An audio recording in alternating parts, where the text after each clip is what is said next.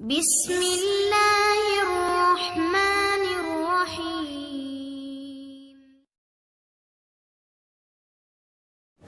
حضور صلی اللہ علیہ وآلہ وسلم کے زمانے میں افطار کے اعلان کی کیا صورت تھی اور سحری کے ختم کا کیا اعلان کیا جاتا تھا؟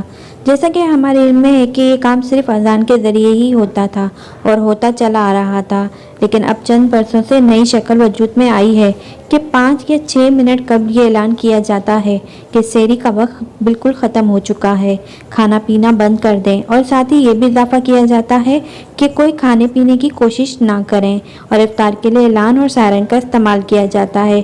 میرے ناقص ذہن میں یہ ہے کہ اگر حضور صلی اللہ علیہ وسلم چاہتے تو اس طرح اعلان کرا سکتے تھے، مگر آپ صلی اللہ علیہ وسلم نے اذان کو ہی پسند فرمایا، تو سنت یہی ہے۔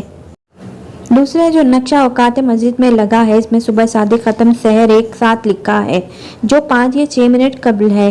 رمضان میں ہی نہیں، غیر رمضان میں بھی یہی وقت لکھا رہتا ہے، جس کی وجہ سے اذان فجر وقت سے قبل ہونے کی وجہ سے فساد نماز کا اندیشہ ہے۔ اس کا حل یہ ہے، حضور صلی اللہ علیہ وسلم کے دور میں اور اس کے ماں بعد کے زمانے تک لوگ غروب شمس کا خود مشاہدہ کر کے افطار کرتے تھے، پھر بعد کے دور میں گھنی آبادی اور گھروں میں رہنے والوں کو اذان کے ذریعے اطلاع ہو جاتی تھی، اور کہیں گولا داغنے اور نکارہ بجانے کا رواج تھا، لیکن سحر میں صبح صادق کے مشاہدے سے سحری کھانا بند کرتے تھے۔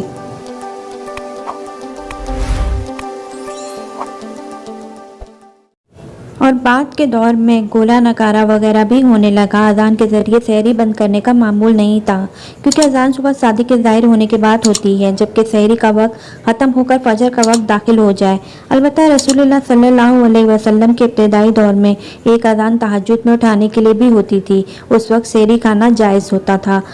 ختم سحر یا صبح صادق کا جو وقت نقشہ اوقات میں لکھا رہتا ہے، سحری کھانا احتیاطاً اس سے 5-7 منٹ پہلے ختم کر دینا چاہیے، کیونکہ یہ حسابات تمکینی ہیں اور گھڑیوں کا فرق بھی عام طور پر ہوتا ہے، لہذا صبح صادق کے آخری منٹ تک کھاتے رہنا خلاف احتیاط ہے۔ نیز صبح صادق کے وقت پر اذان فجر نہ کہی جائے، بلکہ 10 منٹ بعد کہی جائے، کیونکہ مختلف جنتریوں میں بھی فرق ہوتا ہے، اور اذان کے لیے صبح صادق کا یعنی اچھی طرح ظاہر ہو جانا ضروری ہے۔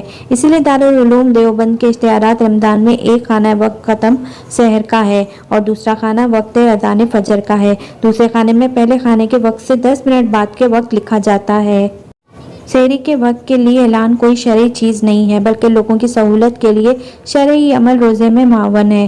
اعلان نہ بھی کیا جائے، لوگ اپنے طور پر صبح صادق کا مشاہدہ کر کے یا گھڑی وغیرہ کی مدد سے صبح صادق سے پہلے سحری کھانا بند کر دیں، یہ بھی درست ہے۔ اس ویڈیو کا بنانے کا مقصد صرف اتنا تھا کہ سب رمضان میں روزہ سحری افطار کے قوانین سے واقف ہوں۔ امید ہے آپ کو یہ ویڈیو پسند آئی ہوگی۔ ہمیں کمنٹ باکس میں اپنی رائے ضرور بتائیے گا۔ اپنا خیال رکھیے گا۔ اللہ حافظ۔